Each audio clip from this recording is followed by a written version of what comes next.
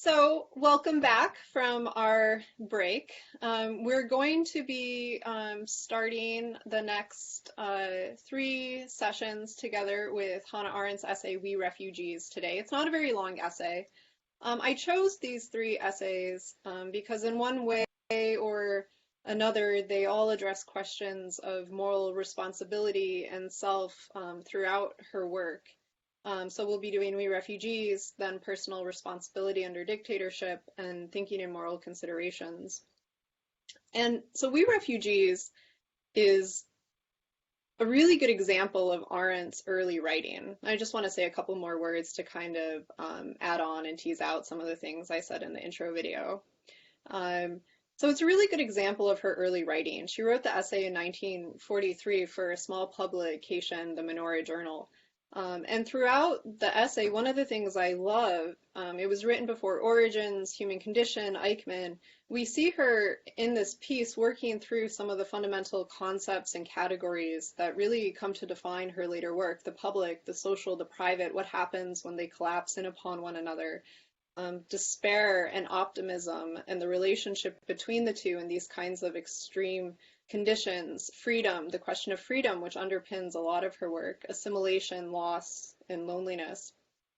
And in many ways, this essay really is an intimate portrait, I think, of what happens when the social collapses and the public and private are conflated with one another.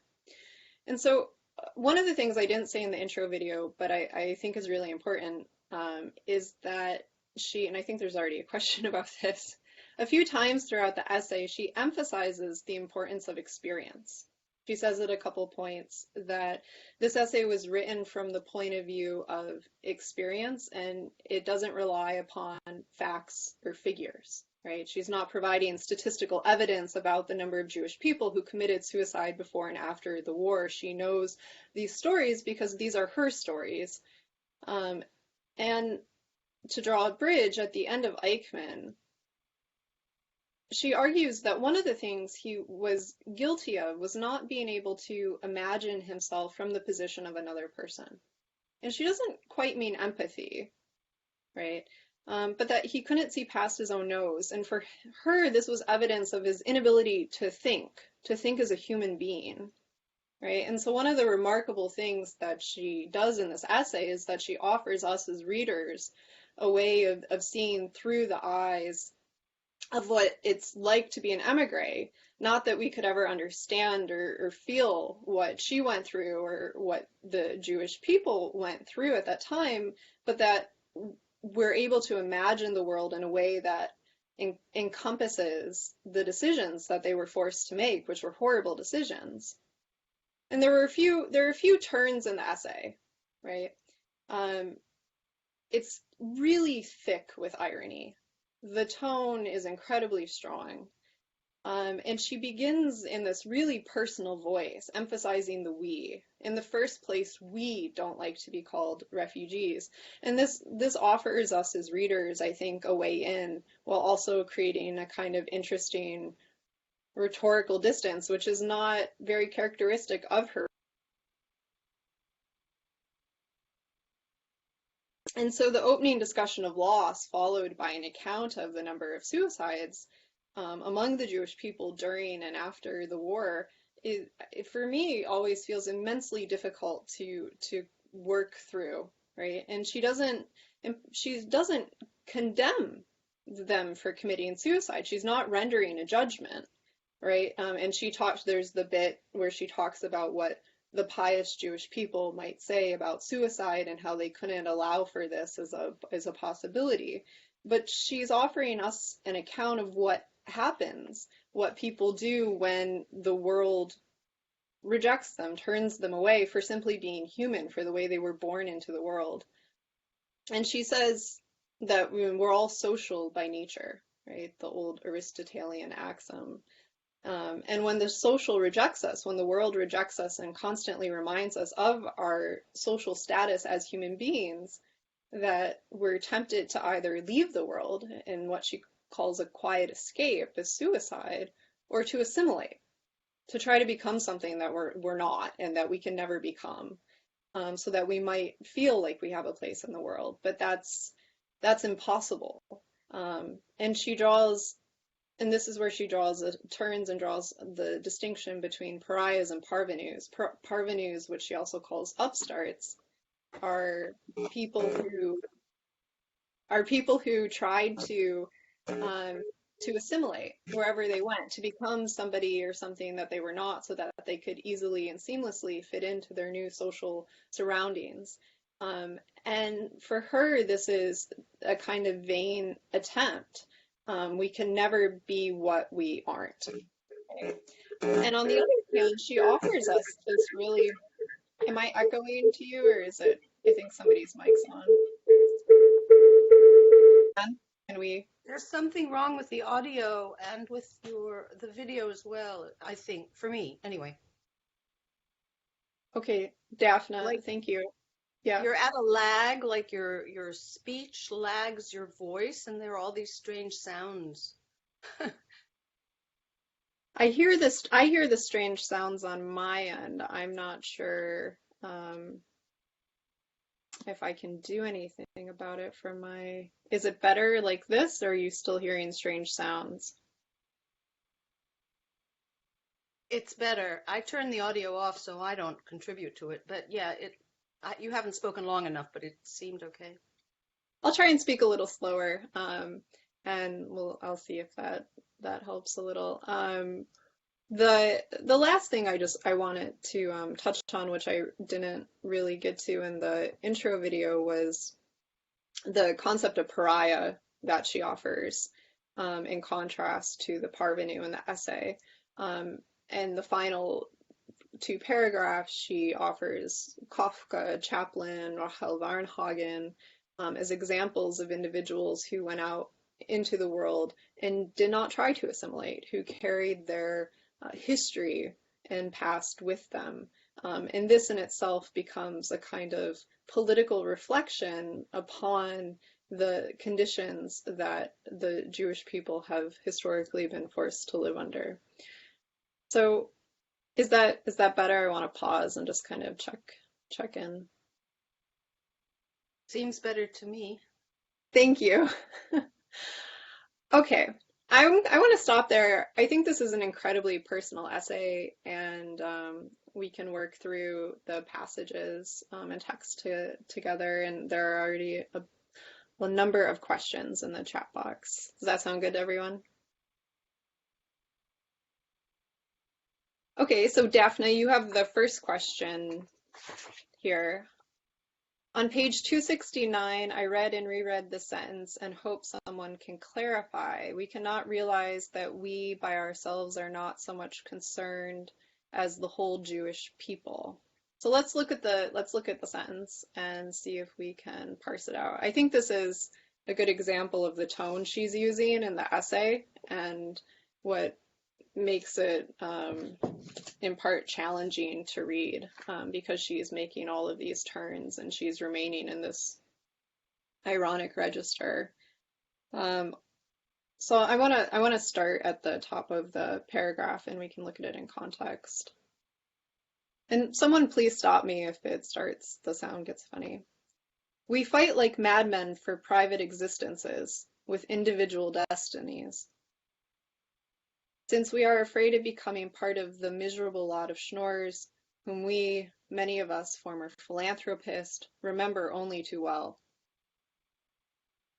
So there's this, I just want to stop there for a second. There's this kind of distinction that she's going to keep holding up in the essay between humanity and individuals and individual experience, right? And so this is, in this part of the essay, she's kind of shifting between her discussion of suicide, which is an incredibly personal and private decision, which she says is selfish, not in the sense of greedy selfishness, but that in the sense that it's the kind of decision that only a self can make in regards to oneself. And parvenus and the choice of assimilation. And just as once we failed to understand the so-called schnorr was a symbol of Jewish destiny and not a schlemiel, So today we don't feel entitled to Jewish solidarity.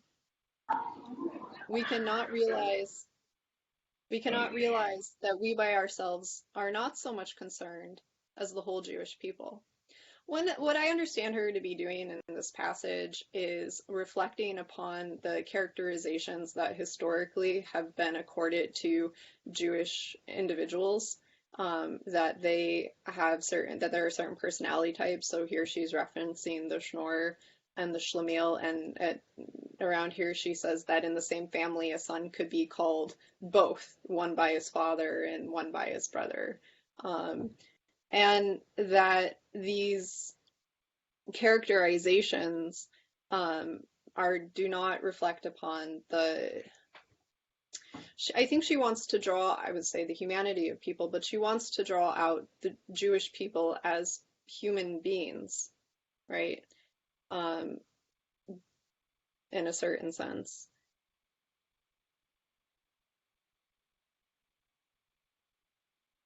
Does that help, Daphne? Can I just say something? My father was Please. born.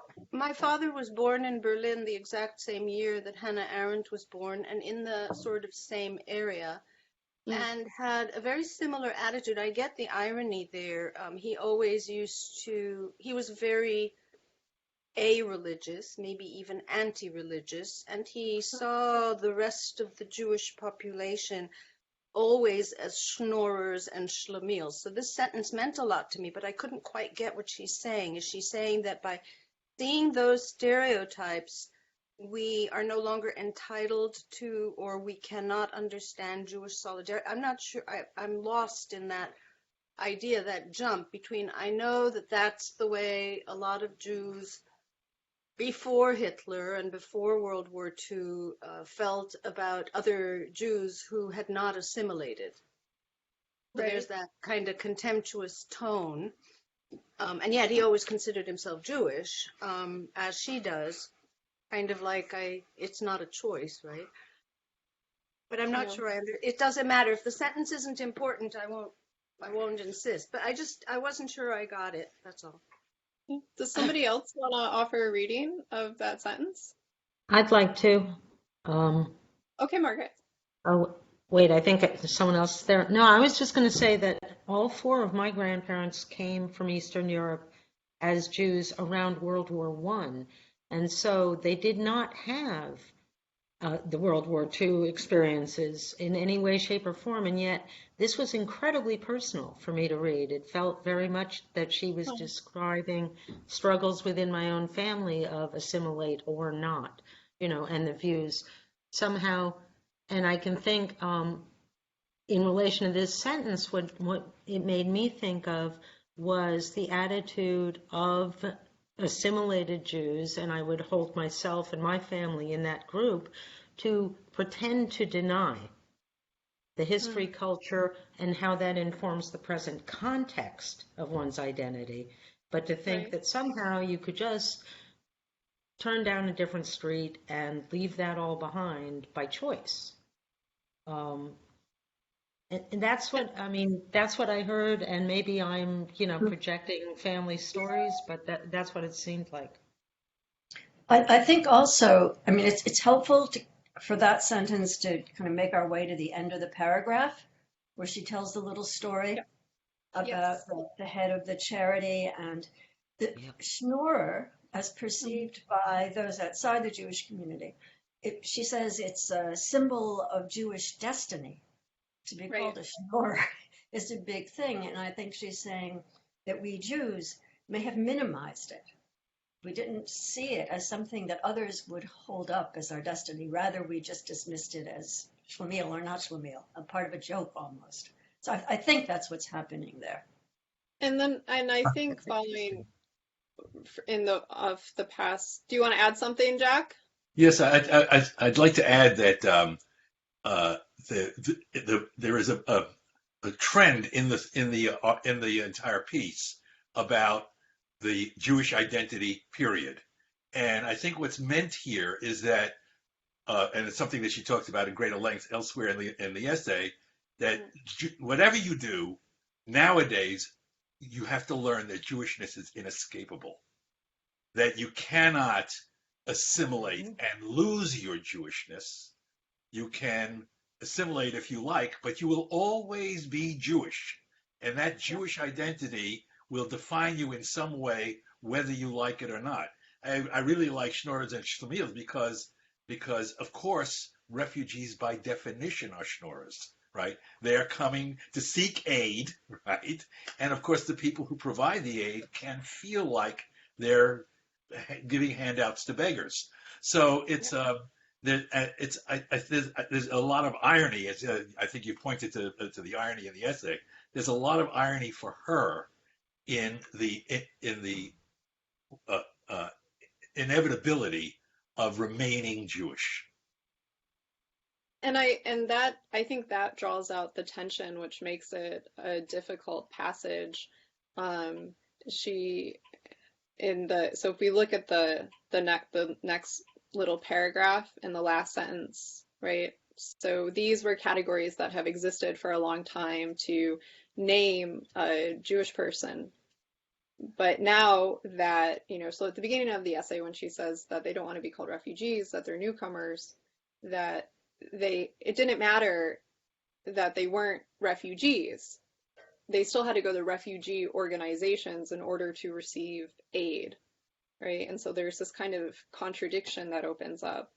And so thus I remember a director of a great charity concern in Paris who, whenever he received the card of a German Jewish intellectual with the inevitable doctor on it, used to exclaim at the top of his voice, Herr Doctor, Herr Doctor, Herr Schnorr, Herr Schnorr, right?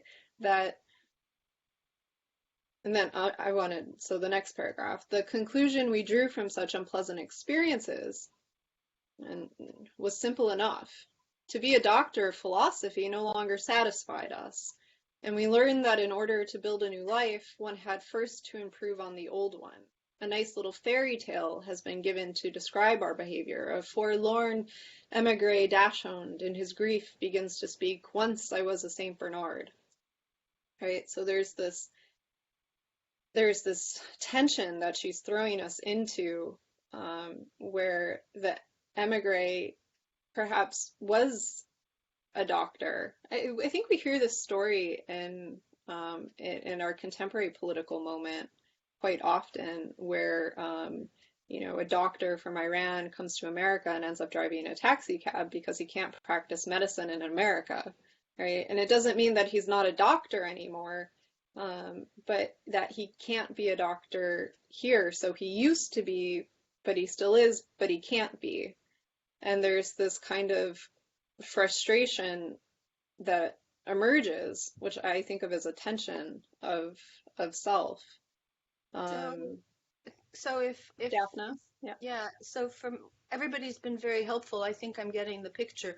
But if I paraphrase my quote there and say that that if we only could realize that it's not just us, but the whole Jewish people, and escape all of her, we cannot realize that we are not so much, then I might avoid the confusion. Does that work? Is that what she's actually saying? That we can't really avoid the fact, or we can't escape the fact that we have this mentality, but it isn't really us as individuals, but the whole Jewish people that's at stake in this confusion. Maybe. That is I think that's what she's putting at stake, that we really see in the last paragraph of the essay. And that's why I started by just at the top of that first sentence, drawing out the distinction she returns to between humanity and the individual. And throughout the essay, she kind of moves from the most intimate, self-oriented, I think the word selfish is a little confusing there, although she used it, to humanity and to pariahs and to what it means to carry history with you as an individual into the world when you don't have a homeland in the sense of a nation state, and what's at stake in that. Should we move on to the next question? Kim asks, the importance of maintaining one's identity as outlined in the essay, brings into question, at least for me, the we are all one thinking, and that we are all the same. The same contradictions apply today. We think that immigrants should assimilate on the one hand and be loyal to their new country, but at the same time, we take a strong stand in supporting that they maintain their identity from their country, I think, country of origin. It seems that we non-immigrants confuse things further. What are your thoughts? I think that's a really good question. And I'm sure as many of you, know that we are witnessing one of the largest refugee crisis in history. It surpassed World War II in 2015, and it is radically reshaping Europe, which we've been watching politically for the past couple of years. And it's the question of immigration and assimilation has been a big part of Donald Trump's presidency, for lack of a better way to put it. But in thinking about borders, I think it's, I mean, I don't have a definite kind of answer for Kim. Do you want to add something to the question? Well, I suppose it's not really so much a question. It just struck me, Yeah. that she, as I say, well, that we today, are proponents of, we're all one, there's no difference between us. And on the other hand, we say, oh no, we need to honor people, who come from whichever country and their customs and their traditions and incorporate that into our way of being in our country.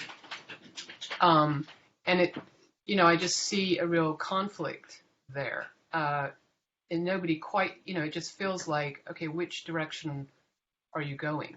Or what should we be thinking? Or what should, a refugee or an immigrant? That's a very hard place to be. So, I know there's no really solution to it. And I suppose there's no real question there, but I just, Yeah. Well, I think it's a really valuable question. One of the things that is consistent through Arendt's writing is her emphasis on plurality. yes. Plurality in relationship to freedom, plurality in relationship to democratic practices, and plurality in relationship to the world. We have to share the world with one another, which seems very important for this essay. And one of the things that she offers in the persona of the pariah is an exemplar of somebody who embraces plurality. Somebody who refuses to be something that they're not.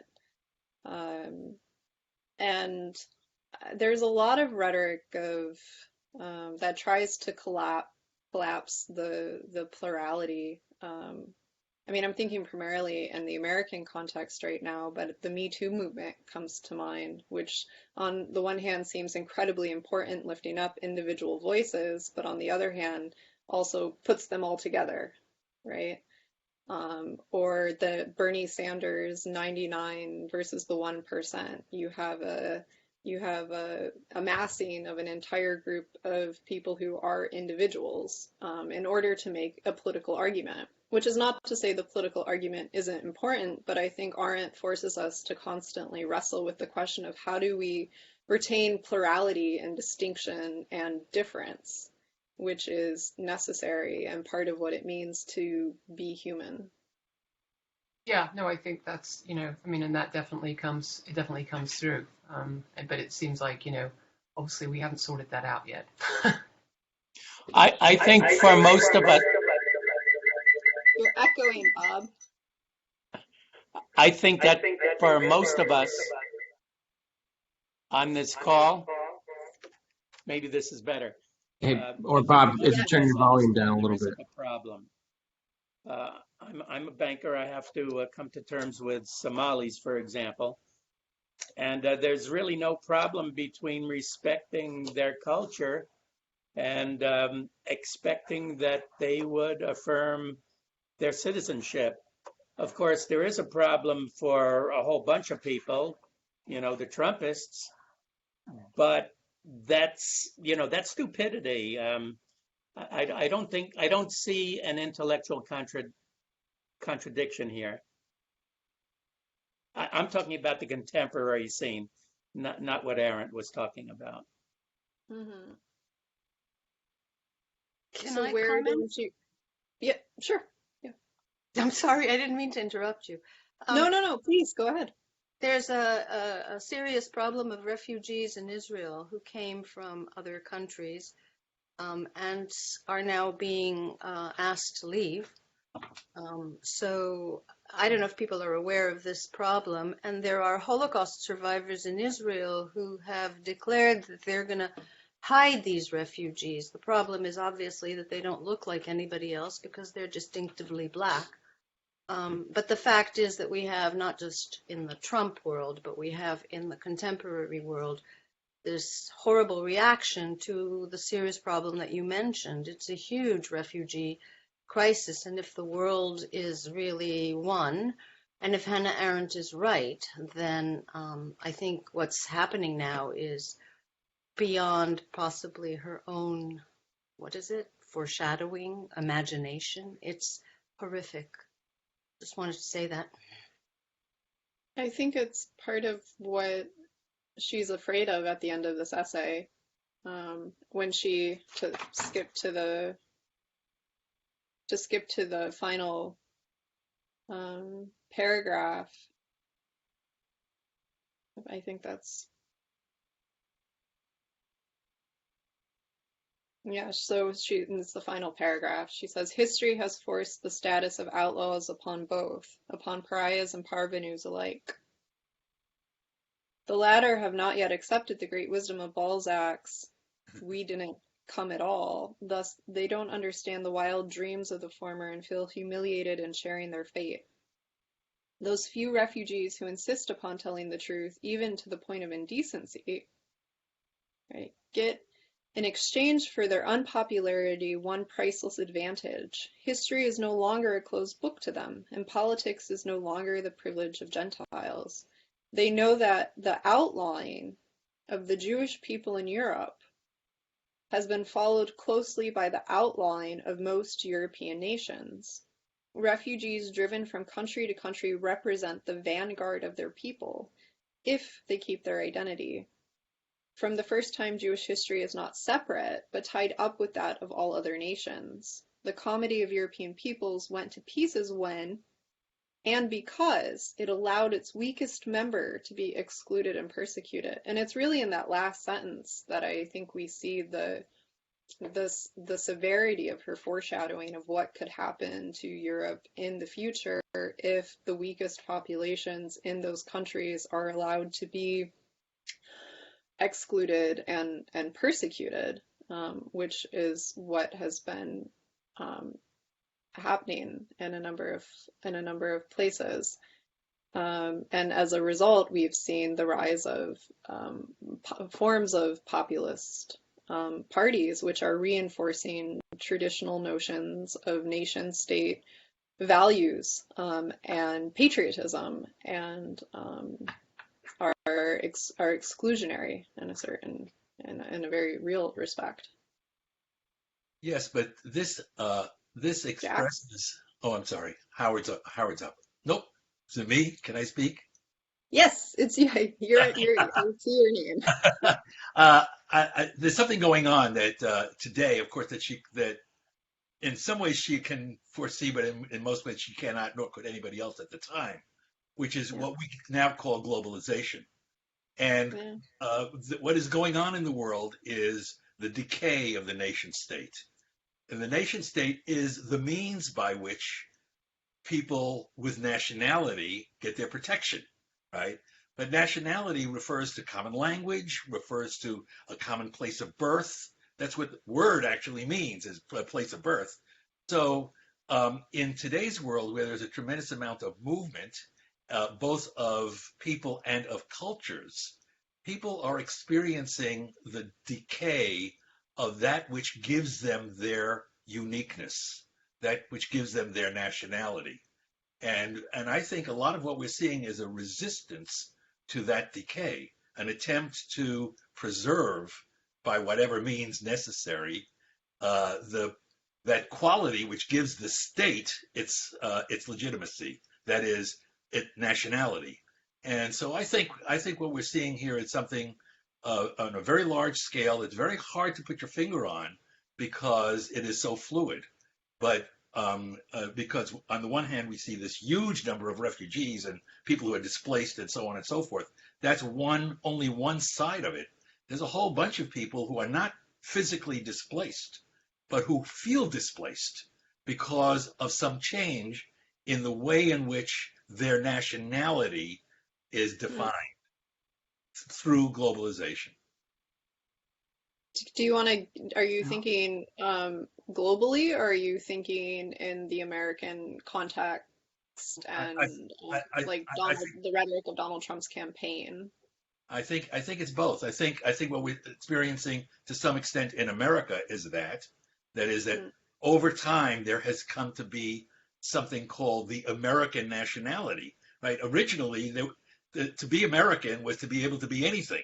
Right? That's what it was originally, and it's not like that anymore. Now you have to be American, and that's been going on actually since before World War II.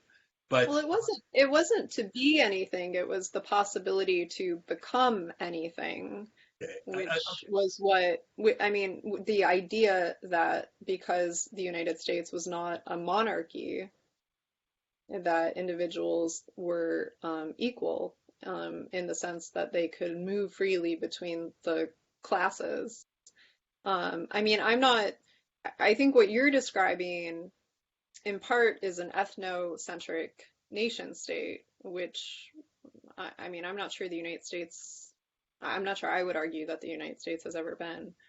But I think there is something very, very present or right in the sense that a lot of Americans, at least, feel extremely alienated by contemporary culture in the United States and feel a kind of existential loss.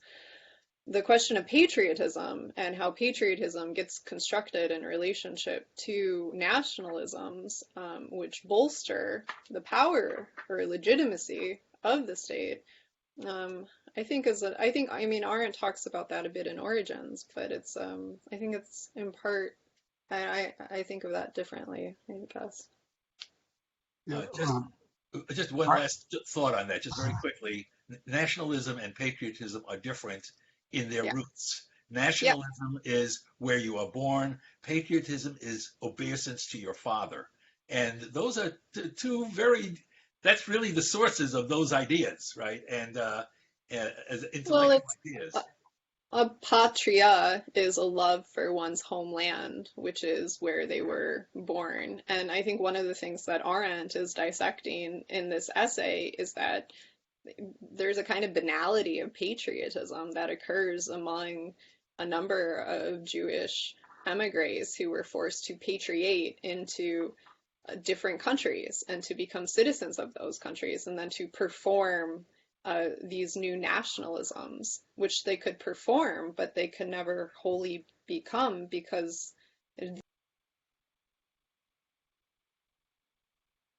Germany and and then he went to Vienna and Prague and Paris, and he was the best super patriot in every one of these countries. But he realized the limits of human experience, she says.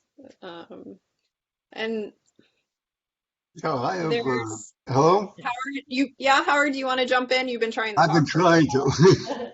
Yeah, I did two things that I want to talk about. One is I don't think it's nationality. I think it's sovereignty that's the issue, and it's the fact that sovereignty, not only in this country but throughout the world, is now a question mark rather than something hard with lines that you don't cross and walls and things like that. that's creating the uncertainty where the reaction is against people who are different, people from quote foreign countries and things like that. But the other part, and these are related, and all this is related, is the idea that human identity is connected to national politics or to sovereignty. And Arendt even argues that, as I remember, she says there's no such thing as human rights because human rights only exist to the extent that a government is there to enforce them. And so there's only a right to have rights. And so you see, there's no such thing as a human being. What she's talking about in the beginning of this essay, the person who had all these rights and were all these things, and all of a sudden they vanish, okay, is directly tied into the concept of sovereignty and to the concept of politics. And I think that the whole issue of immigration has to be rediscussed from that perspective. From the perspective of sovereignty. And the connection between sovereignty and human identification. Yeah. And are you thinking about the sovereignty of the nation state or the capacity for self-sovereignty in the relationship between one's identity and one's homeland? I don't know if Howard heard my question. I didn't get what you said, the identity between. Well, I'm curious how you're thinking about sovereignty. So there's the part of the essay at the beginning where Arendt says that these losses are prove that the exception is the rule, right? And there's we see both the failure and the success of the nation state. Yeah, so I'm thinking of sovereignty in kind of the Westphalian understanding where there are hard lines that, and within those lines, there's only a sovereign that makes all the decisions and defines everything. And I think globalization has threatened that substantially, and particularly in the financial world, but just in the whole economic sphere. And so that's the challenge, and I think that's what results in the crisis that we have today. And the thing that I took away from this essay was her wonderful description of what it's like to be a person, okay, without the identity that sovereignty used to give to us. And so you don't have to be a Jew, you don't have to face a concentration camp in order to feel that lack. Because we have many, many people in this country today who are feeling it. Yeah. I think that's one of the things that she opens up in the essay is that under the right circumstances or conditions, any one of us could be rendered homeless. That our homeland, our nation state could be taken away, that we could be cast out, persecuted, and excluded, which is, I think, part of, I think in part that's what she's offering through the tone of the essay, which is powerful. Let's jump to, I think the questions are all. So there's a comment from Bob. Despite its ostensible timeliness, Arendt's essay seems very dated to me. Certainly as a document of what happened to her Jewish contemporaries, a portion of whom she skewers so effectively, portending her scathing denunciation of Judenratte in her Eichmann book, and helping to explain her championing a Jewish army about the same time, or slightly after she wrote this article. It is a very effective analysis.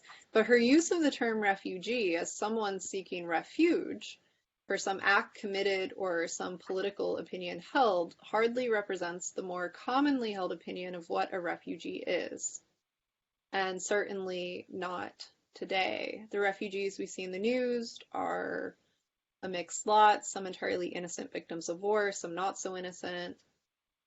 Do you want to say a bit about this, Bob? You're calling into question Arendt's the applicability, in a certain sense, of Arendt's conception of refugees at the beginning of this essay as people seeking refuge, and what's happening in the contemporary world. Do you want to say something about it?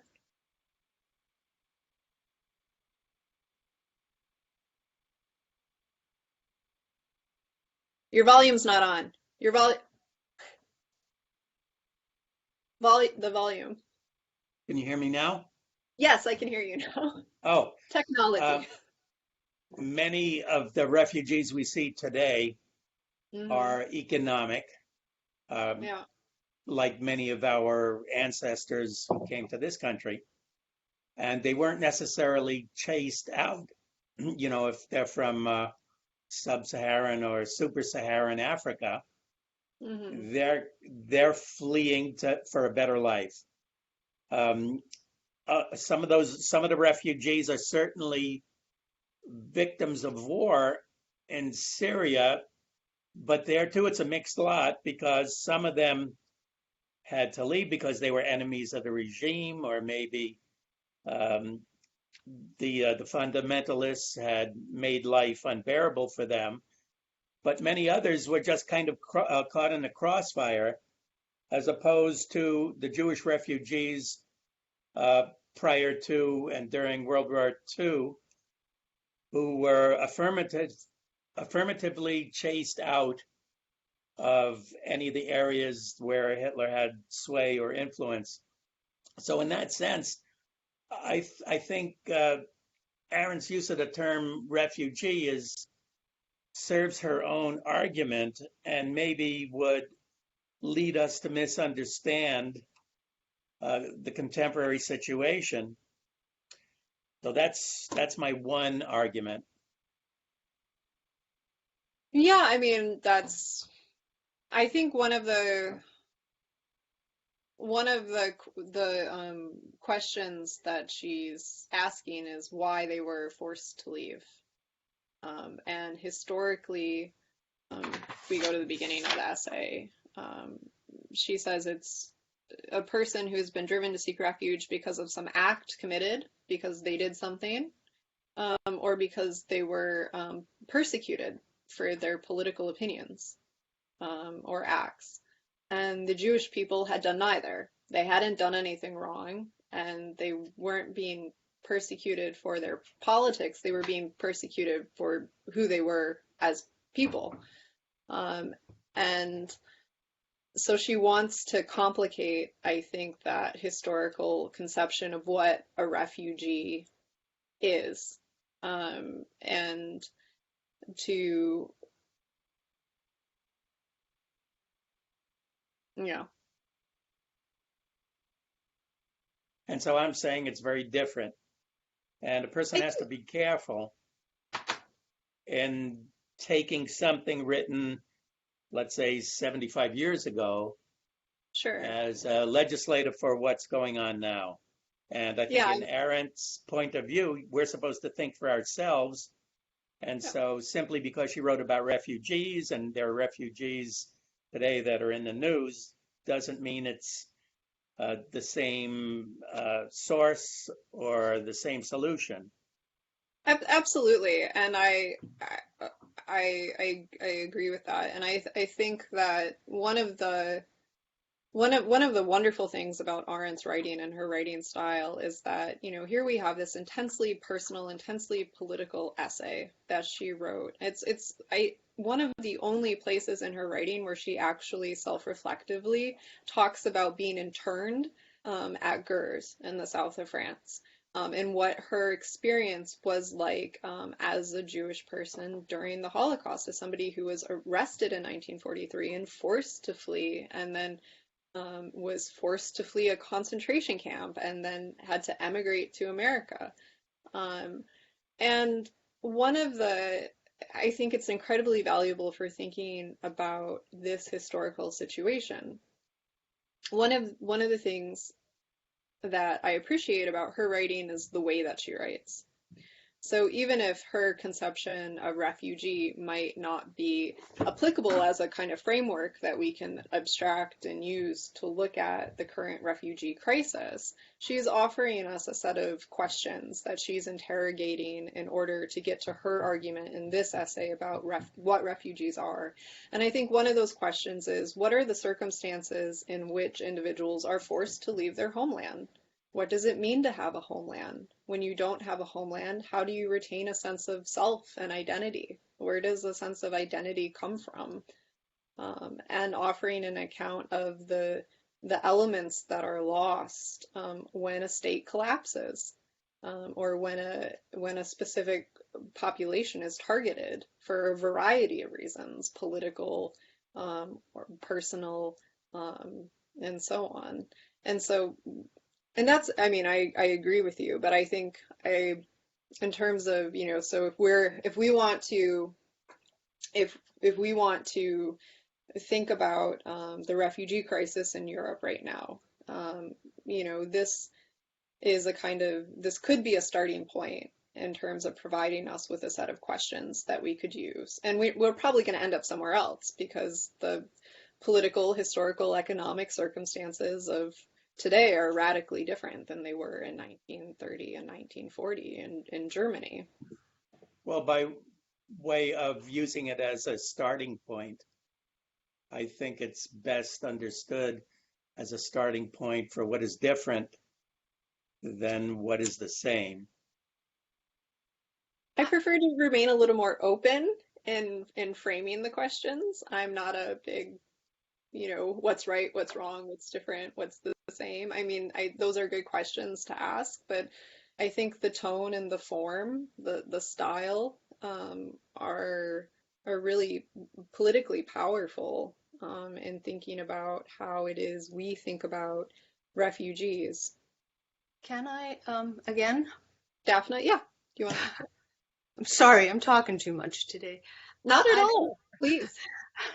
I don't entirely agree with Bob that it's dated. I think that in many respects, what Hannah Arendt is talking about, I call her my friend, Hannah, is talking about has to do with the desire to escape a situation that is probably the same as death. It's to some extent that's prevalent today with a lot of the refugees, and although the numbers are significantly different. Is that me? I think it's better now. I think it was Bob's microphone. Oh. I'm not sure. I think that the problem that these people are fleeing, the problems that they are fleeing, we can say they're coming here for a better economic life, but that might be true. But some of their desire to flee situations that even in the flight might lead to their death suggests an urgency, and I think that she captures the idea of the mentality of a refugee who doesn't belong and who doesn't know how to belong, and for whom assimilation may also be impossible. So I kind of, sorry, Bob, I kind of disagree that it's not timely. My 2 cents worth. Do you want to respond, Bob?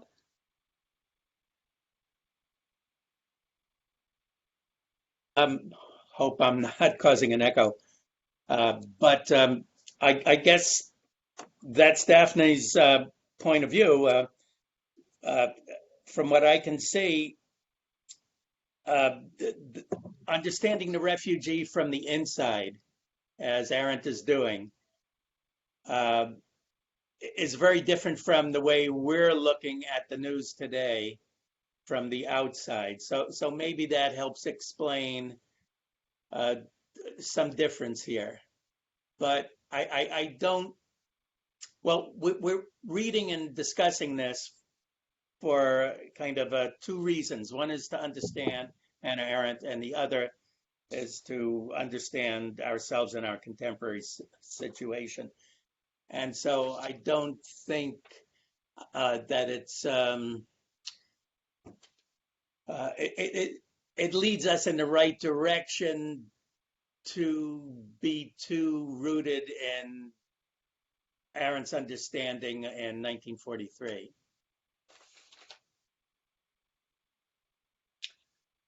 I think one of the, and I was trying to emphasize this at the beginning, one of the things she's doing in this essay is talking about a critical topic, an urgent topic, from an intensely personal perspective, a we, and at the same time is treating it politically, right? It is, and this is part of what the tone does, I think. You want to laugh more than you want to cry reading this essay at the way she emphasizes the absurdity, even though it's remarkably sad and devastating at certain moments. And she's offering a political critique, which is in part what she does. But one of the things that comes out of that is the importance of, and a style of, offering individual narrative of a situation that is intensely personal and at the same time extremely political. Right? And I think this is did anybody watch the Larry Nasser trial on so many happy topics? The trial was fascinating. And especially to think about it through a kind of Arendtian lens, thinking about what a show trial is and how a courtroom can be used for justice. But there's a kind of we're in a cultural moment of self-narration, right? Of the kind of confessional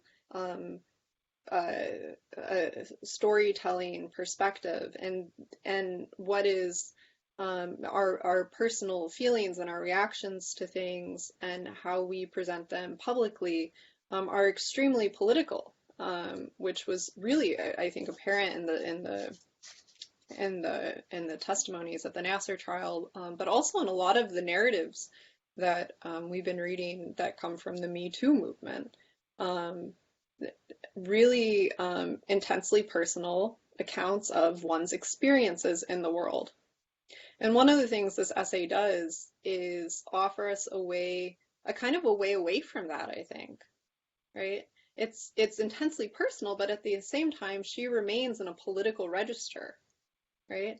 And she's not making a clear argument and like, this is what, has to happen, or this is what happens, but she's showing how identity, which has become such a tricky word in our contemporary moment, how identity can become politicized by the state, and how it affects us as individuals without falling into a kind of affective register, right? She maintains this distance, this critical distance of reflectiveness. And that's, Bob, this is part of what I meant by what we can take from the form of the essay. I think she's offering us a kind of style of writing here, which is really persuasive to me, at least. I'd like to Jack? add to what you're saying, Yep. Sam, that I agree. This is generalizing from the particular. That's the overall style, generalizing from the particular. And I just want to point to the actual particular circumstances, which is that she and Heinrich came for different reasons. I mean, they had totally different histories when they came. So they were different kinds of refugees. And she was addressing this to a group of people who actually were snubbing her. She was experiencing a negative response from the local Jewish community that she entered into in New York. And that's part of what she's part. I mean, that I think is what gives rise to that ironic tone. Is that she's really she doesn't want to hurt anybody's feelings, but she is really. There really are people out there who are going to read this who know that she is talking about the way they treated her. So there is that kind of like particularity, and also I want to remind people that at the time that this was written, the extent of the Holocaust was not known.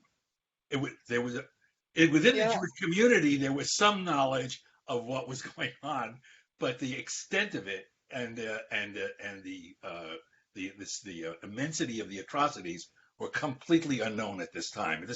We're talking about the period of the Warsaw Uprising, and that was kind of for a lot of people in New York, that was the first news they had of how bad things were in Europe. So I think that's you need to place it in that historical context. Her thoughts about Jews and their nationality and so on and so forth changed after she learned after the full facts of the Holocaust were revealed. I think that really affected her and her thinking about all of this, and we see that, I think, in Origins. Yeah. I think it's just to add on to that, two things. I think it's in the Gunter Gauss interview where she talks about why she refuses to lose her German accent, right? And she talks about the importance of retaining the German language, which she references at the beginning of this essay, that people were all too quick to forget their mother tongue, and they at some point started to say that they were even better than the native speakers at their new language. And for her, this doesn't really work, and she wants to hold on to those elements like language and her accent as a kind of refusal of assimilation. The other thing is that tone, which you were highlighting at the beginning, is one of the reasons she got in so much and trouble is not the right word, but why Eichmann caused such a ruckus, right? It's one of the reasons Scholem was so critical of her, is because he said, you have no right to talk about something like this in that tone. That tone is entirely inappropriate to talk about the Holocaust. But again, I think for her it's a political gesture to remain in that register.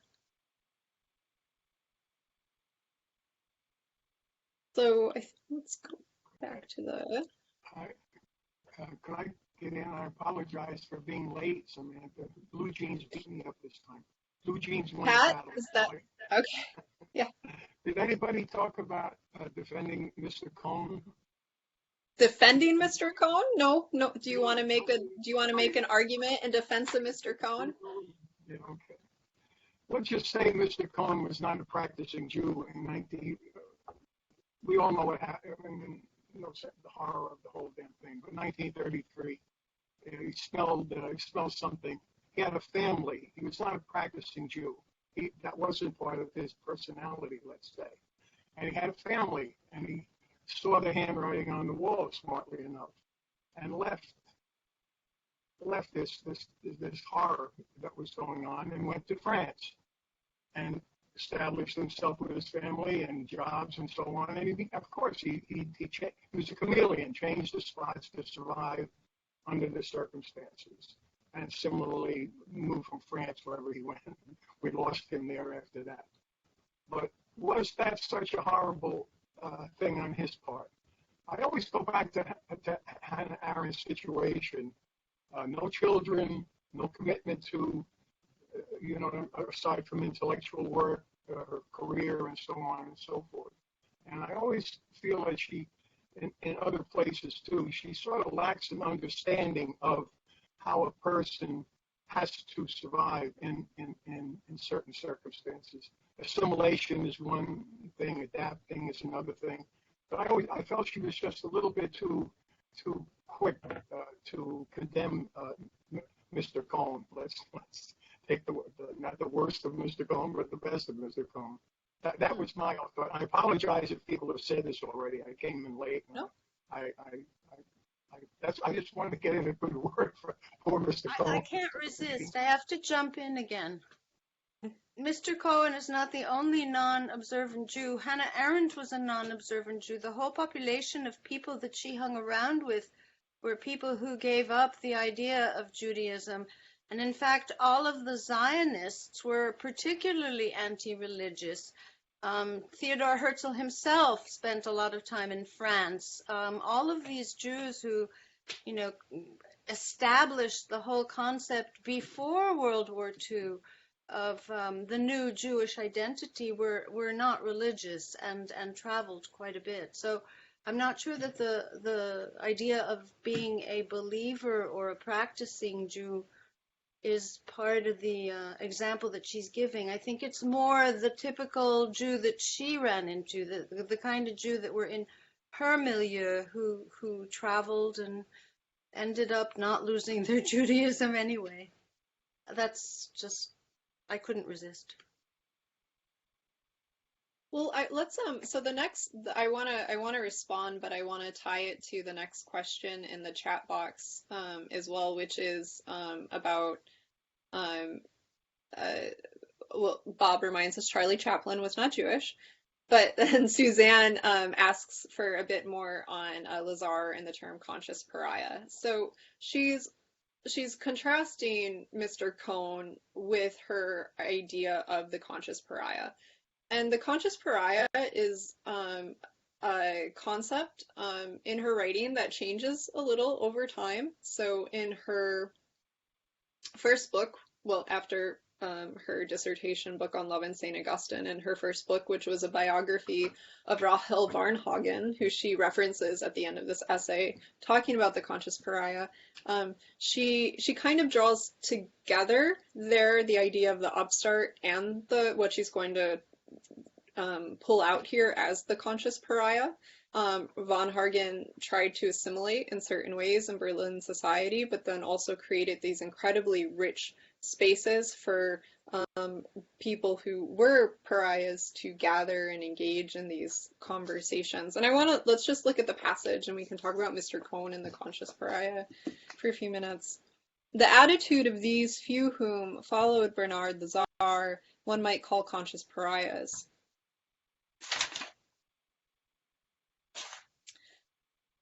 Can as little be explained by recent events alone as the attitude of our Mr. Cohn, who tried by every means to become an upstart. Both are sons of the 19th century, which are not knowing legal or political outlaws, knew only too well social pariahs and their counterpart, social parvenus. Modern Jewish history, having started with court Jews and continuing with Jewish millionaires and philanthropists, is apt to forget about this other thread of Jewish tradition. The tradition of Heine, Varnhagen, Alchem, Lazar, Kafka, Chaplin. It is the tradition of a minority of Jews who have not wanted to become upstarts, who preferred the status of conscious pariah, people who preferred to remain on the fringes of society and did not try to assimilate themselves into the extant institutions of the society that they were assimilating into. Right, a pariah, Arendt is a good example of a pariah, of a conscious pariah herself. She remained an individual, both within and without, outside of American society. And the accent is a good material example, but it's also, I think, philosophically important because it becomes really reflective of what she is talking about when she talks about critical thinking or finding a kind of Archimedean lever that allows us distance from the world so that we can look at the world and to think about it and to engage in thinking, right? As opposed to somebody who tries not their own, but in which they're living so that they can feel at home, but they'll never quite feel at home. And the pariah exists in the world, right? And there is a kind of, Arendt Arendt taught. Arendt went around and gave lectures. She wrote for the New Yorker and the New Republic, and she was a very much a part of American political discourse. But at the same time, she always remained in her thinking who she was, right? And that I think that in itself is a good example of what she's talking about as the conscious pariah. And yeah. Does somebody else want to offer a few words or other questions on Mr. Cohn and pariahs, the position of the conscious pariah? Sam, I'd only want to. The word pariah is not a nice word.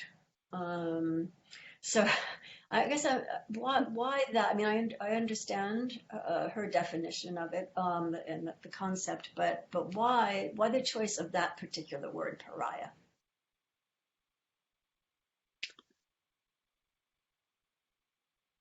I don't think that it's a bad word for her. Okay. I think that it's I think the answer to that question is in Rahel Varnhagen somewhere, and I would have to go back and look at the text to give you a more thorough answer, which I'm happy to do. But it's not a word that she holds out as a negative or an accusation. I think she sees it as an affirming. I think she sees being a pariah as an affirming disposition.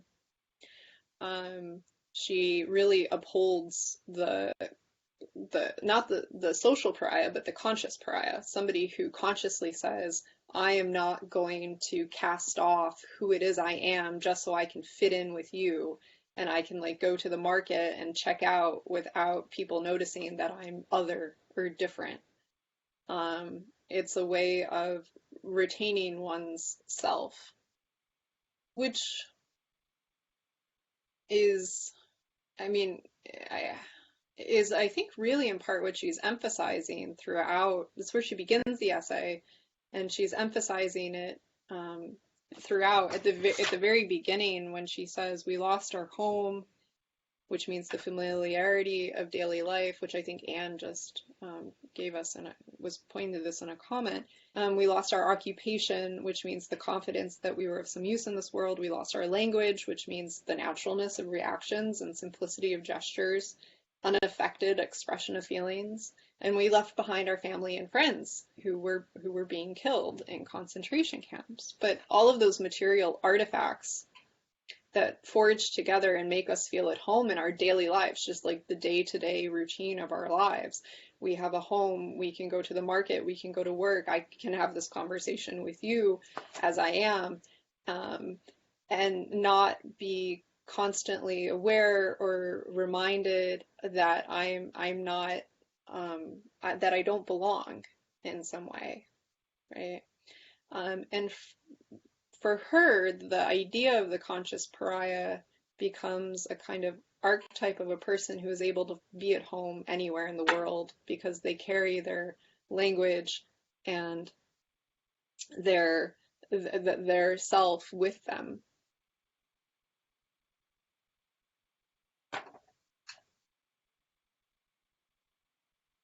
So, Willa, you said the economic is political.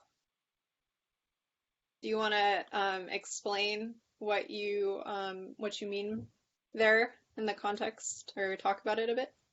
Well, only kind of in response to the discussion between Bob and Daphne. Okay.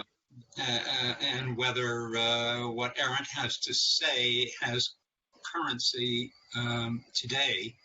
And to my mind, economics are so inextricably wound up with the political and with identity that what Arendt is saying is as relevant, in my mind, today as it was then. And that was really my 2 cents. Yeah, it strikes me that there's, I don't think I've thought of it this way before, but there's we were talking a bit about the private and the public and the social, and it's one thing to say in that sense that the economic is political, and another to say that the private is political. Earlier in the conversation, when I think it was Jack and Bob and someone else both kind of pointed at globalization as the root cause of the current refugee crisis, which is we didn't really get into that, and I'd be interested if somebody wants to say a bit more about globalization. But it does strike me that economic conditions are intensely related in the context of this essay to the political and to forced emigration. And let me just add, Sam, that Yeah. you and I have had some disagreement in the past about Yes, the distinction between the political and the private, and how, to my mind, it's impossible to separate them. So I think that's relevant to what we're talking about here. That's all I've got. Yeah, absolutely. Does somebody else want to add on to that?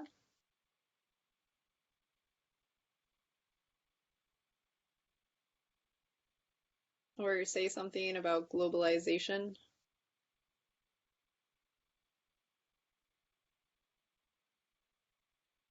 Sam, can you hear me? Yes, I can hear you, Rhea. I just wanted to mention that I reviewed this essay in the summer before I went to see the film Human Flow by Ai Weiwei. Oh, okay, yeah. I don't know if anybody participating today has seen it, but the essay did seem a bit dated, as Bob pointed out, but there were so many things that were relevant about the human side of the flow. I just wanted to share that. Can you say a little bit about what the Ai Weiwei's film is doing? I haven't. I saw one of his when I was in Athens. I saw he did a whole installation around the refugee crisis, and which was intensely economic and political. He had crafted buoys out of gold. And set up these intense kind of bourgeois living spaces with chandeliers and the ornate wallpapering and carpets, and then had pictures of the refugee crisis around the room and video playing, which was really interesting, but I haven't seen that video. Yeah, it's certainly worth seeing. It's long. It's about 2.5 hours and pretty hard hitting. Not a lot of commentary, but the visual effects are just mind blowing to see these hundreds of thousands of people in refugee camps, 65 million people on the move. And he documents, I think, 21 different countries. Wow. And I think behind, his thesis is that it's all economically motivated, that the rich people are forcing this, are the cause behind it. Yeah, so, that was clear from the pieces that I saw that's his reading. Yeah. Bob, you look like I'll jump in on the question of root causes. Yeah. I think I heard William say root causes, that economics were maybe a root cause of whatever, the refugee crisis. And I'm trying to argue against root causes.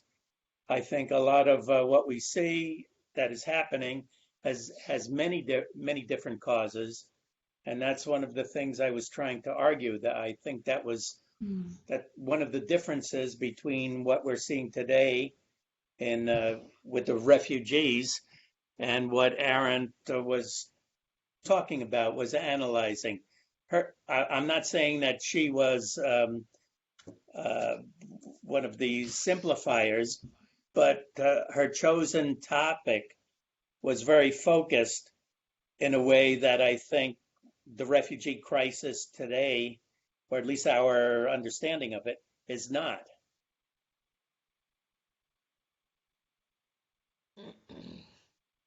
Margaret?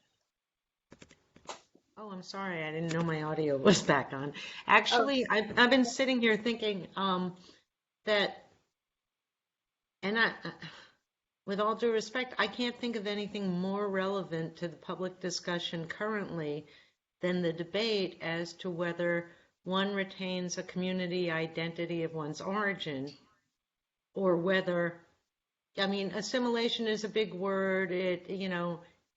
It seems like we understand it, but there's a lot to it there. The whole notion, I mean, coming out of, and we've talked about, from the Me Too side and from some other movement sides, but I would say from the Trump base side and the discussion that has been cultivated over the last 30 years is to take Americanism somehow devoid of all the clumsiness all of our groups had when they first came here. So conditions and specific factual circumstances for who's on the move now, yes, they're different, but there has always been the impetus, in this country more than others, because we're a nation of immigrants, that, oh, well, you're the Irish, you're not really American. Oh, well, you're the Italians. Oh, well, you're the Jews. Oh, well, you're the Chinese.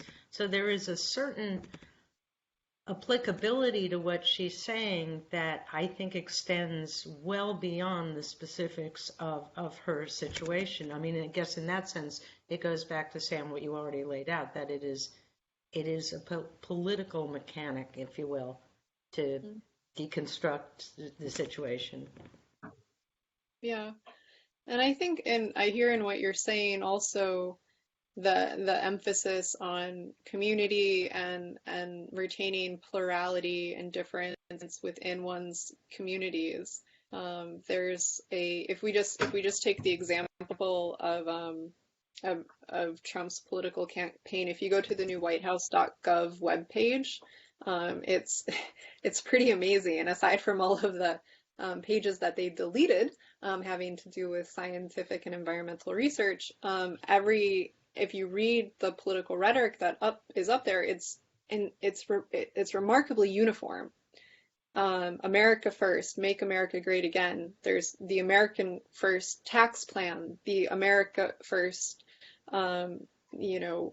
economic plan. Everything is framed within this condensing language. And if we take that conception of what America is as an ideal, as an aesthetic ideal, as a certain language, a certain signifiers, images, a performance of what it means to be American, to always stand for the national anthem.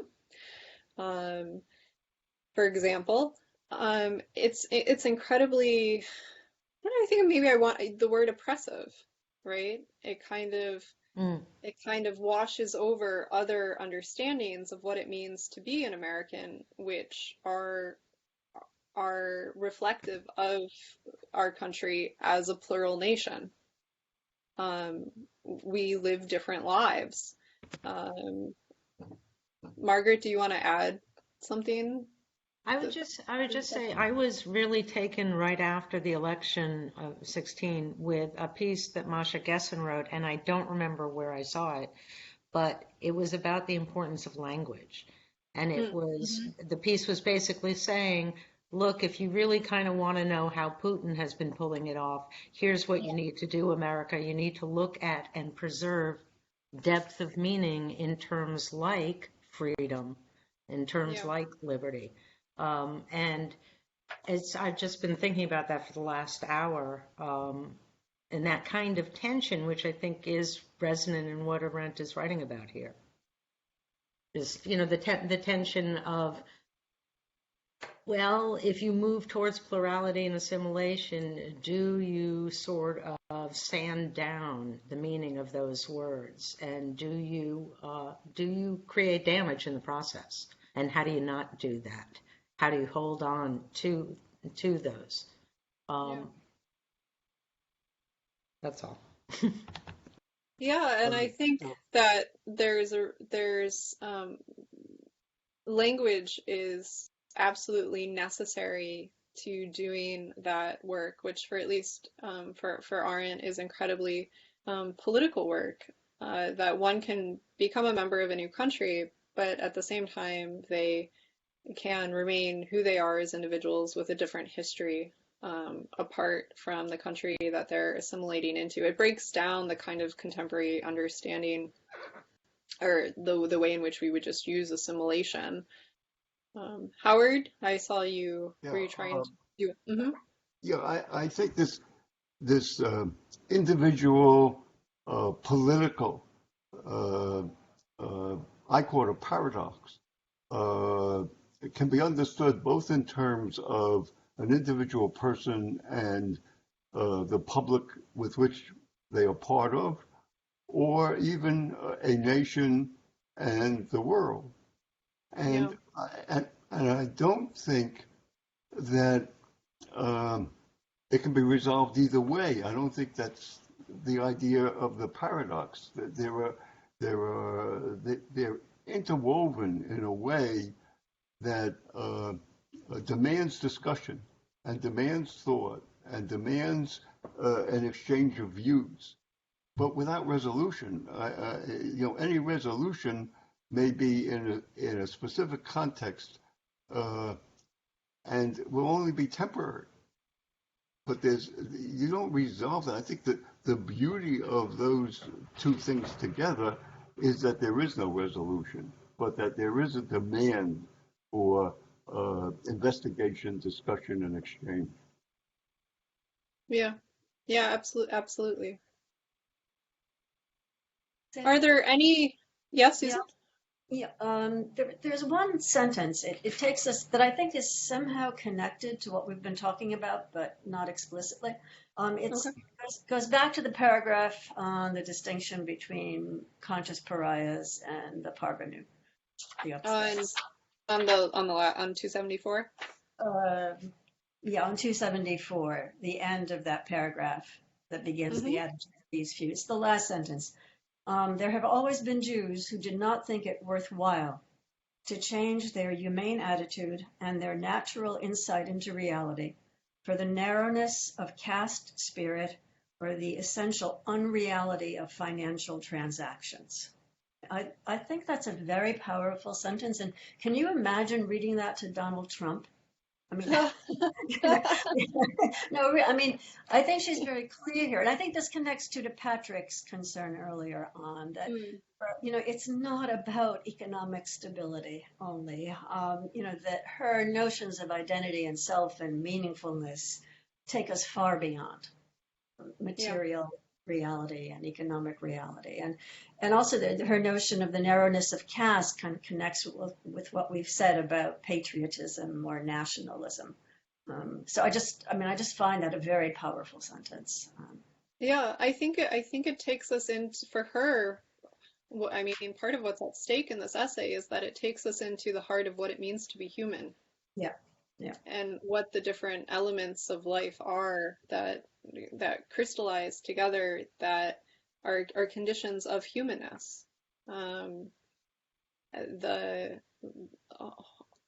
those losses that she lays out at the beginning of the essay are all things that help that are a composite of our identity, but there's something else as well beyond where we happen to be living, what job we're doing.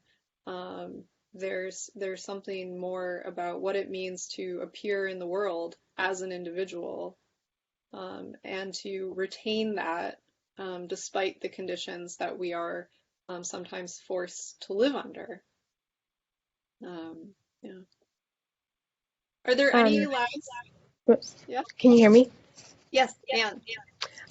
Yeah, I think that's interesting, like considering this desire to preserve like the culture, but then especially applying it where I guess like looking at that idea in today's context of the existentialism that we insist on and wanting to have our own identity, but like Arendt is proposing, not just in this essay, but even what she says about education and home life, and what she talks about the private and public realm, how it's essential for a people that there are these boundaries, and that the home life, that there is like stability in some kind of universal truth, whatever those truths are, but that we have to depend on stability for our own identity.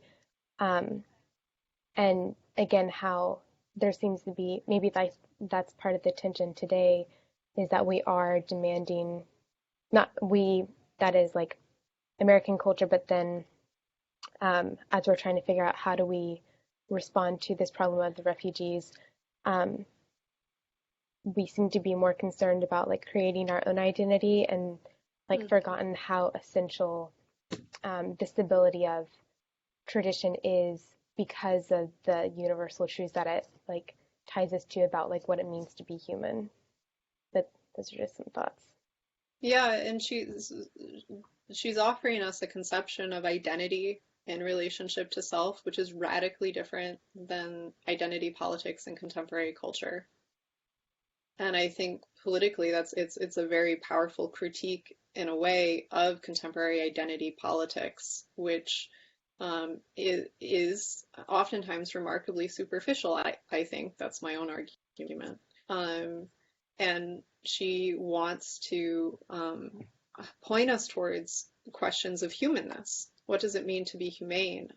There's a really, toward the end of the essay, she says, human beings have ceased to exist for a while, on page 273, which is so powerful, right? That this break in tradition that occurred alongside the phenomenal appearance of totalitarianism in the 20th century radically, fundamentally changed humans, right? That human beings were suddenly, that we could see, capable of not acting like humans at all, right? And in a way, she's making an argument for humaneness and humanness in that sense. Hi, Sam. Hi, Kim. I think that's just what you said there, just kind of clarified what I was trying to say earlier, is that we support identity politics. That is, on the front of the table, so to speak. And it's what we march out there about and support and do everything. And that is exactly what Arendt is talking about, is our humanness. And there's a tension between those two things. Yeah. Because identity politics kind of is veering off because it's been ignored for so long. So now people are very strongly, and these are our issues. This is what we want, and yet we need to come together and say, okay, we are all in this together, and we need to look at your issues. But there's give and take with freedom and liberty, and I think that's the tension that I find in this essay, and that's why I think it's so relevant to today. She's once again very prescient. That's just all I have for right now.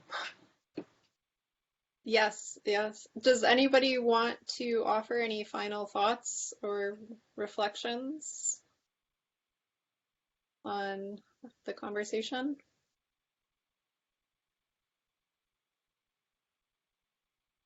Arendt has stunned us into silence. Well, she certainly, it's an amazing essay given the time frame that she did it, 1943. Absolutely. Like somebody mentioned before, the whole story hadn't even come out worldwide, but she caught the essence of it. Yeah. Well, I'm looking forward to discussing personal responsibility under dictatorship, which is also an incredibly prescient and timely essay. Next, I think on Dan, can you chime in here? I think we're doing it February 9th. Yes. February 9th? Yes. 2 weeks. 2 weeks. Okay. Well, thank you for joining the virtual reading group, and I look forward to seeing you in 2 weeks. Thanks.